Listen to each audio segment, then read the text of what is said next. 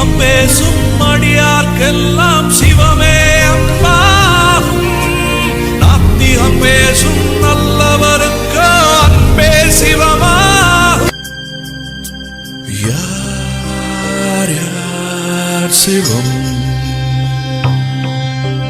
நீ நான் சிவம்.